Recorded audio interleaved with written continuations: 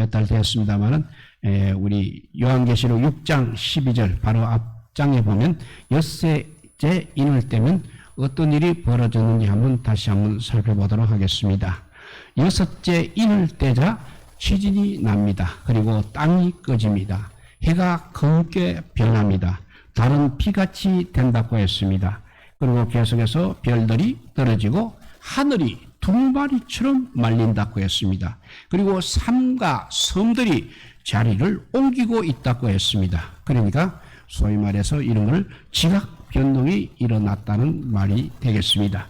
이런 지각 변동이 일어나는 재앙 속에서 이제 땅의 임금들과 왕족들과 장군들과 부자들과 강한 자들과 모든 종과 자유인들이 산과 바다를 향하여 부르짖었습니다. 차라리 자기들 위에 무너져서 자기들을 어린 양의 진노에서 가려달라고 부르짖고 있습니다. 이렇게 땅에 속한 모든 사람들이 하나님의 심판을 받고 있는 모습이 되겠습니다.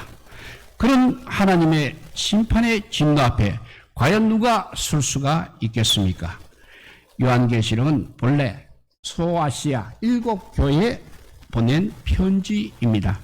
이런 내용을 읽으면서 우리는 무슨 생각을 하고 있습니까? 야, 우리는 어떻게 되는 거라고 생각을 하고 있을 것입니다. 그래서 그런 가운데 7장이 시작됩니다. 땅에 속한 사람과 하늘에 속한 사람은 정말 엄연히 다르다는 것입니다. 요한이 네 천사가 땅 네 모퉁이 선 것을 보았습니다. 그들은 땅 사방의 바람을 붙잡아서 바람으로 하여금 땅에나 바다에나 각종 나무에 불지 못하게 하고 있었습니다. 이 장면을 메시지 성경에는 이렇게 기록이 되어 있습니다. 이렇게 번역이 되어 있습니다. 그들은 땅이나 바다에 바람이 불지 못하도록 나무가지를 살랑거리게 하는 바람조차 없도록 사방의 바람들을 꼭 붙들고 서 있었다고 그렇게 번역이 되어 있습니다. 여기서 붙잡다는 단어에 해당되는 헬라어의 원문의 의미를 살리게 되면 바람들이 불기를 위해서 매우 애를 쓰고 있는데 그것을 억제하고 있다는 그런 뜻입니다. 개를 들고 산책하는 사람을 우리가 많이 보고 있습니다. 그런데 개가 갑자기 뛰어나가려고 하는데 사람들이 그 개줄을 꼭 붙들고 놔주지를 않습니다. 그러면 개는 앞다리를 든 채 버둥거리게 되는 것입니다. 네 천사가 땅 네 모퉁이에서 바람을 붙잡았다는 것이 바로 그런 뜻이, 그런 모습이 되겠습니다. 이제 또 그 다음에 또 다른 천사가 있습니다. 이 천사는 살아계신 하나님의 인을 맡은 천사입니다. 그 천사가 땅과 바다를 해롭게 할 권세를 받은 네 천사를 향하여 큰 소리로 외칩니다. 뭐라고 외치냐면 하나님의 종들의 임하에 인치기까지 땅이나 바다나 나무들을 해하지 말라고 외치고 있습니다. 그 옛날 노아의 일가족이 방주에 들어간 다음에야 비가 내렸습니다. 그 다음에 또 롯이 소돔을 빠져나간 다음에야 유황불이 소돔에 내린 것과 같은 것입니다. 이때 인침을 받은 자가 오늘 성경에 14만 4천 명이라고 했습니다. 지파별로 따지면 12만 2천 명씩입니다. 14만 4천 명에게 인을 치게 되면 그 다음부터 세상을 향한 심판을 상징하는 바람이 휘몰아친다는 것입니다. 우리나라 기독교 인구가 1,000만이라고 하고 있습니다. 다소 많이 부풀어진 숫자가 되겠습니다만 어쨌든 1,000만은 말할 만한 숫자입니다. 설마 10만도 안 되는데 1,000만이라고 그렇게 부풀려 말하지는 않을 것 같습니다. 그런데 구원받은 사람이 14만 4천 명이라고 하면 정말 심각한 문제가 발생하는 것입니다. 왜냐하면 예전에 여호와 증인에서는 14만 4천 명을 실제 숫자로 그렇게 풀이를 했습니다. 그래서 자기들 숫자가 14만 4천 명이 되면 주님이 오신다는 것입니다. 그러다가 여호와의 증인 숫자가 14만 4천 명이 넘자 이제 또 급히 말을 돌렸습니다. 요즘도 그렇게 말하는 이단이 있는 걸로 알고 있습니다. 성경에는 12라는 숫자가 참 자주 등장하고 있습니다. 히브리 사람들은 3을 하늘의 수, 4를 땅의 수로 여겼습니다. 성부, 성자, 성령이 하늘에 계신 것처럼 3은 하늘의 수입니다. 동서남북을 말하는 4는 땅의 수라 할 수 있는 것입니다. 그래서 하늘의 수와 땅의 수를 곱한 12이 바로 충만한 수가 되는 것입니다. 그래서 이스라엘이 12지파였습니다. 예수님 제자도 역시 12이었습니다. 거룩한 성 예루살렘에는 12대문이 있습니다. 그리고 그 성곽에는 12기초석이 있다고 했습니다. 또 생명수강 좌우에 있는 생명나무에는 12가지 열매가 열립니다. 또 많다는 것을 나타낼 때는 또 천이나 만 이런 숫자를 쓰고 있습니다. 본문의 14만 4천은 한 지파에 12,000명씩 합산해서 나온 숫자인 것입니다. 구약시대의 이스라엘의 12지파와 신약시대의 12사도 그리고 많은 숫자를 나타내는 천을 곱하니까 14만 4천이라는 숫자가 나오는 것입니다. 즉 구원 얻은 하나님의 백성 전부를 14만 4천이라는 숫자로 그렇게 나타낸 것입니다. 그런데 그 숫자의 의미는 매우 많다는 의미입니다. 9절에 가서 그 말씀을 이렇게 설명합니다. 아무도 능히 셀 수 없는 큰 무리, 그러니까 충분히 많은 숫자라는 것을 말하고 있습니다. 실제로 14만 4천이면 우리가 그렇게까지 많은 숫자가 아니니까 세지 못할 까닭이 없습니다. 그렇지만 아브라함에게 약속하신 것처럼 아브라함의 후손이 하늘의 무별처럼 많으면 우리는 셀 수가 없는 것입니다. 이스라엘 12지파는 야곱의 12아들에서 유래를 했습니다. 야곱에게는 르벤, 시몬, 레위, 유다, 단, 납달리, 갓, 아셀, 이스갈, 스브론, 요셉, 베냐민의 12아들이 있었습니다. 여기서 레위와 요셉을 빼고 요셉의 두 아들인 므낫세와 에브라임을 넣게 되면 12지파가 되는 것입니다. 수아시아의 7교회 교인들이 요한계시록을 받을 당시를 한번 상상해 보시기 바랍니다. 예배를 인도하는 사람이 읽으면 다른 사람들은 그 내용을 듣게 되는 것입니다. 오늘 본문을 들으면서 누군가 말합니다. 여기 보니까 12지파를 보니까 므낫세 지파와 요셉 지파가 같이 나오고 있습니다.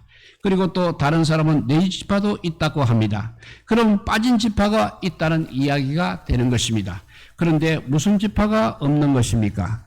단 지파가 없습니다. 왜 그렇습니까? 본문에 나오는 12지파는 구약 성경에 나오는 12지파가 아닙니다. 그렇다고 해서 야곱의 12아들도 아닌 이상한 모습을 하고 있습니다.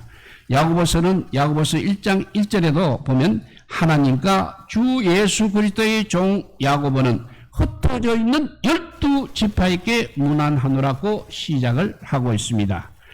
흩어진 12지파는 구약 성경에 나오는 12지파가 아니라 하나님의 백성 전부를 말하고 있는 것입니다.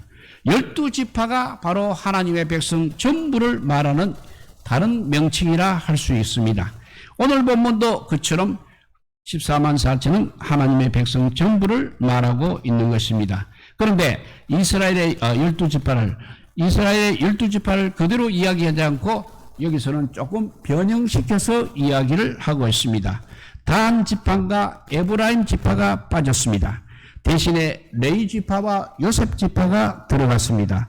단 지파와 에브라임 지파가 왜 누락이 되어 있는지는 성경에서 여기에서 설명이 되어 있지는 않습니다. 하지만 우리는 추측은 할 수 있는 것입니다.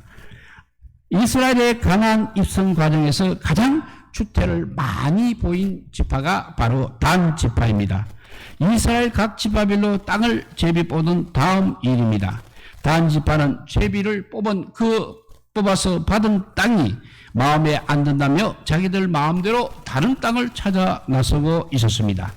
하나님께서 주시기로 약조한 땅보다 더 좋은 땅이 어디 있는지 모르겠습니다. 하여간 그렇게 해서 팔레스타인 북쪽 끝에 있는 라이스라는 곳을 발견하게 됩니다. 그래서 그들은 라이스를 차지하고는 자기네 지파 이름을 따라서 단으로 그 지명을 바꾸게 됩니다. 그리고 그것에 신상도 세웁니다. 그리고 자기네 지파의 제사장도 세우고 있습니다. 하나님의 백성이 신상을 섬기는 일이 어떻게 가능한지 모르겠습니다만 단 지파에게는 그런 문제는 그런 것은 전혀 문제가 되지 않았습니다. 나중에 이스라엘이 남북으로 갈라진 다음에 북왕국을 세운 여로보암이 단과 베델에 금송아지의 우상을 세워서 이스라엘 백성들을 타락시키는데 아마 단 지파가 그 기초 작업을 한 것이 아닌가 생각이 됩니다. 오늘 본문은 이스라엘 12지파를 통하여 하나님의 백성을 설명하고 있는 것입니다. 이런 단 지파는 당연히 하나님의 백성에서 아마 빼야 한다고 생각했던 것 같습니다. 그 다음에 또 단 지파 다음에 에브라임입니다. 에브라임은 므낫세와 같이 요셉의 아들입니다. 그러면 에브라임 지파와 므낫세 지파가 같이 있든지 같이 없어야 할 것입니다. 므낫세 지파와 요셉 지파가 이렇게 나란히 나오는 것은 어울리지 않는 것입니다. 6절에 므낫세 지파가 있으니 8절에 있는 요셉 지파는 결국 에브라임 지파가 되는 셈입니다. 그런데도 오늘 본문은 에브라임이라는 이름을 쓰지 않고 있습니다. 왜냐하면 에브라임 지파는 그리고 또 에브라임 지파는 이스라엘에서 가장 강한 지파였습니다. 하나님의 싸움에 앞장설 만한 힘이 있었던 지파였습니다. 그런데 오히려 전쟁 때마다 텃세만 일삼았던 지파입니다. 사사기에 보면 기드온이 미디안을 무찔렀을 때도 텃세를 부리고 있었습니다. 또 그 다음에 입다가 암몬을 무찔렀을 때도 역시 텃세를 부렸습니다. 왜 자기들에게 말도 하지 않고 너희 멋대로 전쟁을 하느냐 하는 것입니다. 하나님 나라가 어떻게 되느냐 하는 것보다 더 중요한 것이 바로 그들이 자기네가 에브라임 지파가 그 12지파 중에서 어떤 제접을 받느냐 하는 것이 중요하다는 것입니다. 시편 78편 9절에서 12절에 보면 에브라임 자손은 무기를 갖추며 활을 가졌으나 전쟁의 날에 물러갔도다. 그들이 하나님의 언약을 지키지 아니하고 그의 율법 준행을 거절하며 여호와께서 행하신 것과 그들에게 보이신 그의 기이한 일을 잊었도다라고 그렇게 에브라임 지파를 지적하기도 했습니다.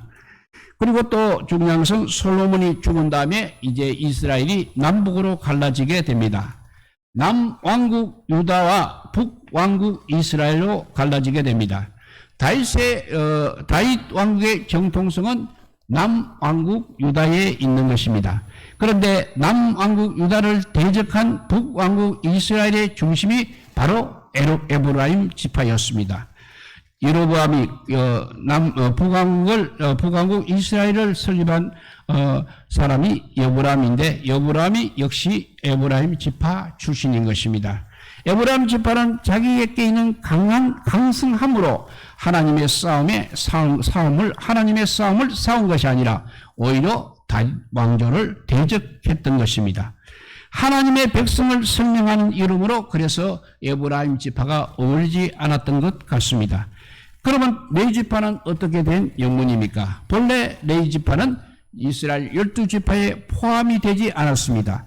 그렇다고 해서 이스라엘이 아닌 것은 아닙니다만 항상 레위 지파는 따로 이야기를 하고 있습니다.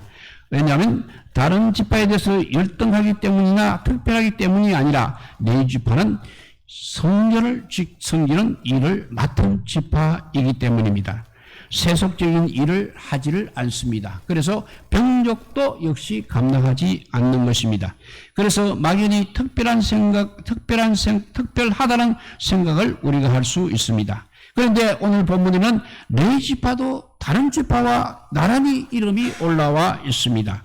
성전을 섬기는 지파라고 해서 무화과를 제거하고 양을 기르는 다른 지파와 다른 것이 없다는 것입니다. 같은 하나님의 백성일 뿐인 것입니다. 예를 들면 우리 목사 안수를 받게 되면 누군가가 이렇게 말을 하게 됩니다. 목사가 되었으니 이제 이전보다 더 충성을 해야 할 것 아니냐고 그렇게 흔히 말을 하고 있습니다. 무슨 뜻인지는 어떠신지 모르는 것은 아니겠지만 논리에는 역시 이 말에 맹점이 있는 것입니다. 목사가 되었으니 더 충성을 해야 한다거나 목사가 되기 전에는 충성을 할 수 있는 분량을 어느 정도 남겨두어야 한다는 그런 이야기가 되는 것입니다.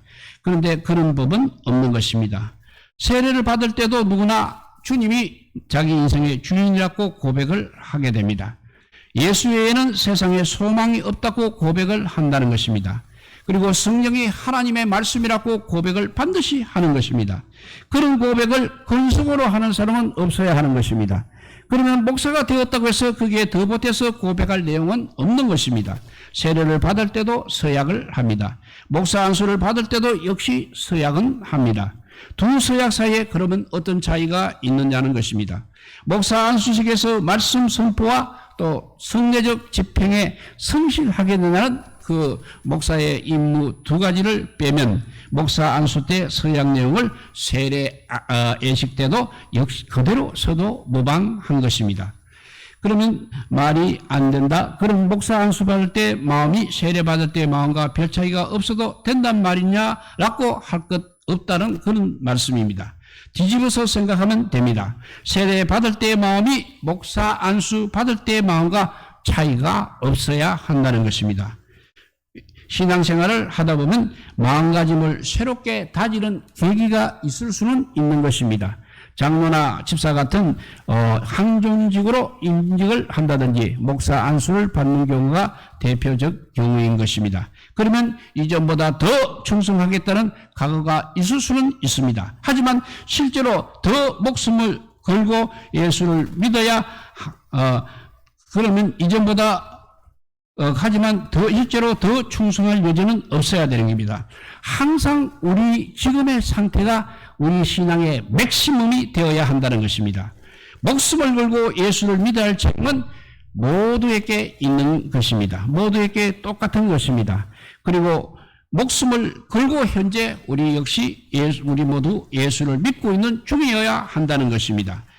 그런 말은 그만두고 그런 하나님의 백성에게 인을 치기까지는 땅이나 바다나 나무를 해하지 말라고 했습니다.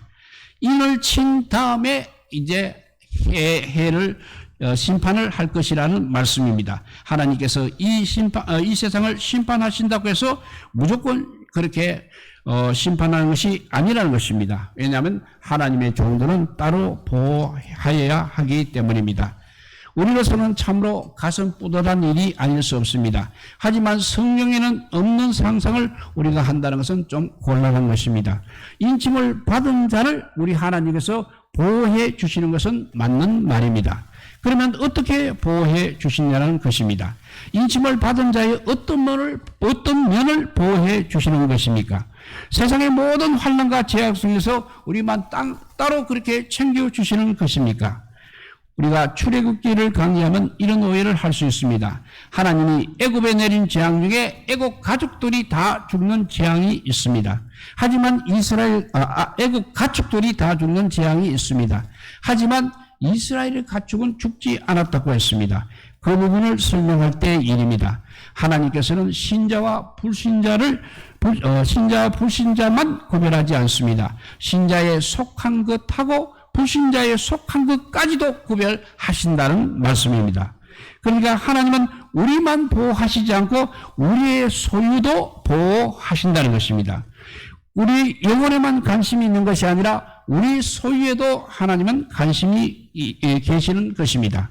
이렇게 강의할 때 어느 성도가 아멘이라고 했습니다. 깊이 공감한다는 뜻입니다. 그런데 그 다음 강의를 하고자 하는 내용은 만일 우리의 소유가 하나님의 보호를 입고 있다고 인정한다면 우리는 그 소유를 반드시 하나님 보시기에 합당하게 써야 한다는 것입니다.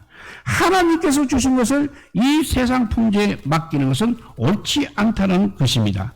그런데 그분은 하나님은 우리 영혼에만 관심이 있는 분이 아니라 우리 소유에도 관심이 있는 분이시고 그러므로 우리를 구원해 주신 것처럼 우리 소유 또한 불어나게 해 주실 것이라고만 그렇게 상상을 한 것 같습니다. 오늘 본문에서도 역시 그런 오해를 할 수 있습니다. 하나님께서 우리를 보호해 주신다니 얼마나 좋습니까? 예수 믿는 보람도 느껴지기도 하는 말씀입니다. 그러면 요한계시록의 원래 독자들을 한번 생각해 보십시오. 당시는 예수님을 믿는다는 것은 바로 곧 사자밥이 되던 그런 시절입니다. 그들이 우리와 같은 생각을 하고 했다면 하나님 이 다음에 보호해 줄 생각 말고 지금 보호해 주십시오 라고 하지 않겠습니까? 당장 사자밥이 되는 상황에서 보호해 주시는 것보다 더 시급한 보호가 그 당시에 어디에 있다는 것입니까? 예수님을 믿는 사람에게 불만이 있다면 왜 우리에게 있는 신앙이 세상에서는 별로 그렇게 효용 가치가 없느냐 하는 것입니다. 우리가 하나님의 자녀인 것을 돈이라든지 어떤 주의로 확인할 수 있으면 얼마나 좋겠습니까? 성경에는 기도만 하면 나병 환자도 낫고 중풍병자도 낫습니다. 그런데 실제 세상에 우리가 살아가면서 감기조차도 낫지 않는 것입니다. 사르밧 가부의 가루와 기름은 떨어지지 않는다고 했습니다. 그런데 우리 통장 잔고는 늘 아슬아슬하기만 하는 것입니다. 심지어 새벽기도 나오다가 교통사고를 당하기도 하는 것입니다. 그러면 우리 하나님의 보호는 어디에 있다는 것입니까? 하나님께서 우리에게 약속하신 모든 내용은 육에 속한 것이 아니라 영에 속한 문제입니다. 하나님은 세상에서의 형통이나 평안을 약속한 적이 없으십니다. 오늘 본문에서 하나님의 종을 쳐서 보호하신다는 말씀도 이 세상 환난에서 보호해 주시다는 그런 뜻이 아니라 하나님의 백성된 우리의 신분을 보호해 주신다는 그런 뜻입니다. 오늘 본문에서는 모든 지파가 12,000명씩으로 그렇게 되어 있습니다. 물론 실제로 12,000명이 아니라 그것은 상징적인 숫자인 것입니다. 성경에서 이스라엘을 각 지파별로 계수하는 장면은 민수기 1장에 나오고 있습니다. 그때 계속 반복되는 표현이 20세 이상으로 싸움에 나갈 만한 각 남자를 그 명수대로 다 계수하니라는 표현이 있습니다. 싸움에 나갈 만한 자가 아니면 이건 파악 대상에 안 들어간다는 것입니다. 민수기 앞에는 레위기가 있습니다. 레위기의 주제는 우리가 잘 아는 대로 거룩입니다. 그리고 레위기 앞에 있는 책이 출애굽기입니다. 그러니까 애굽에서 나온 기록이라는 뜻이 되겠습니다. 그때 애굽은 세상을 상징하는 것입니다. 세상에 나왔으면 가장 먼저 힘써야 될 것이 레위기처럼 거룩이라는 이야기가 되고 이어서 민수기에서는 인원을 파악한다는 것입니다. 민수기는 제목 그대로 백성들의 숫자를 헤아린 기록입니다. 어떤 숫자냐면 20세 이상으로 싸움에 나갈 만한 숫자인 것입니다. 그것은 어떤 싸움이냐면 거룩을 위한 싸움인 것입니다. 우리가 그런 거룩을 위한 싸움을 싸우는 사람들입니다. 그리고 하나님께서는 그런 거룩을 위한 싸움을 싸우는 우리의 신앙과 영혼을 보호하신다는 것입니다. 그리고 전투하는 교회라는 말을 많이 하고 있습니다. 조직신학에서는 세상에 있는 교회를 모두 다 전투하는 교회라고 그렇게 정의를 내리고 있습니다. 그러면 세상에 있는 우리는 전투하는 교인인 셈이 되는 것입니다. 하나님께서 왜 우리의 신앙과 영혼을 보호하시냐 하면 우리가 살고 있는 이것이 바로 전쟁터이기 때문입니다. 우리가 전쟁터에 있으니 보호가 필요합니다. 유흥지에 있으면 보호할 필요가 전혀 없는 것입니다. 어떤 사람이 회사에 출근했습니다. 오전에 근무하고 점심시간이 되었습니다. 그런데 밥맛이 없다면 밥을 안 먹고 있습니다. 이것이 잘못입니까? 아닙니까? 밥맛이 없어서 밥을 안 먹는 것이 무슨 문제입니까? 자기 편한 대로 하면 되는 것입니다. 그러나 회사 사람이 아니라 군인인 경우에는 그렇게 하면 안 된다는 것입니다. 쫄병 때는 그런 일이 없겠지만 고침이 되면 밥 먹는 것도 귀찮을 수가 있다고 합니다. 군인들은 왜냐하면 밥을 먹으러 갈 때도 늘 줄을 맞추어서 행진하며 가게 됩니다. 그리고 자기가 있는 내무반과 식당이 좋기 멀기도 합니다. 막사 위치에 따라서 그보다 더 멀 수도 있는 것입니다. 그리고 날씨가 비라도 오게 되면 더욱 성가시게 됩니다. 그래서 밥을 안 먹고 내무반에 누워있으면 군기 순찰에 걸리게 됩니다. 왜냐하면 밥을 안 먹으면 전투력이 저하되기 때문입니다. 군인에게는 자기의 어떤 상태보다 중요한 것이 전투력인 것입니다. 밥맛이 없어도 식사 시간이 되면 밥은 반드시 먹어야 하는 것입니다. 왜냐하면 최고의 전투력을 유지해야 하는 것이 바로 군인의 책임이기 때문입니다. 우리가 바로 그런 사람들이라는 것입니다. 우리가 이 세상에서 거룩한 싸움을 싸우는 정말 십자가 군병들입니다. 군인이 제 시간에 밥을 안 먹는 것이 잘못한 것처럼 우리가 성경을 읽지 않은 것도 잘못이라는 정도의 이야기가 아닙니다. 우리는 그 이상 언제나 거룩을 위해서 최고의 전투력으로 무장이 항상 되어 있어야 한다는 뜻입니다. 그것이 안 되면 잘못되는 것입니다. 앞에 6장에 그들의 진노의 큰 날이 이르렀으니 너희 누가 서리오라는 말로 끝난 것을 우리가 기억해야 할 것입니다. 거룩하시고 완전하신 하나님의 진노 앞에 설 수 있는 사람이 누구입니까? 성령은 바로 인침을 받은 자 14명 4천명이 능히 설 수 있다고 말하고 있습니다. 그들의 특징은 이 땅에서 바로 거룩을 위한 싸움을 싸운다는 사실입니다. 장차 하나님 보좌 앞에 인도될 그때까지 그 싸움은 우리 생애에 계속될 것입니다. 하나님께서 그런 그들을 위해서 친히 인을 쳐서 항상 보호해 주신다고 했습니다. 그 인을 인친 사람들은 하나님의 보호를 받을 자격이 있다는 것입니다.